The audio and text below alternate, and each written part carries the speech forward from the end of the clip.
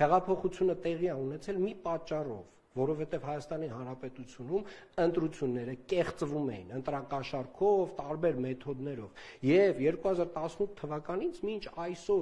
մինչ այսօր որևէ մեկը էականորեն չէր փորձել այդ ընտրակեղծարարության այս տեսակ ծավալը նույնպես իրականացնել։ Հիմա այդ փորձը կատարվել է, այդ Ռուբիկոնը անցել են, այդ կարմիր գիծը հատել են եւ իրանք պատժվելու են։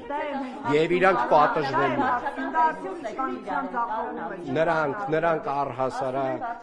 շատ բան են ասում, Հայաստանի Հանրապետության քաղաքացիները շատ լավ գիտեն ինչ է տեղի ունեցել, շատ լավ գիտեն, նաեւ գիտեն այն մարդիկ, ովքեր այդ փողը վերցրել եւ գնացել ընտրել են քաղաքացիական պայմանագիր կուսակցությանը։ Նիսայի տետրները գիտեն սոցիալապես անապահով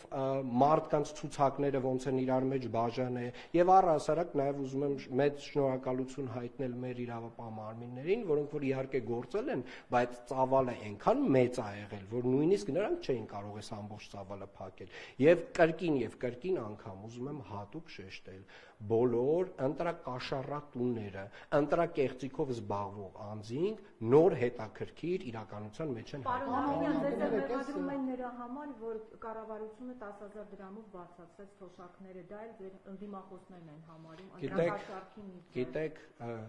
կարելի է, ես չեմ բացառում, որ մեր ընդդիմությունը ունի իրավունք ապուշ լինելու եւ կառավարության փաստացի պարտականությունները վերագրի որպես ընտրակաշառք։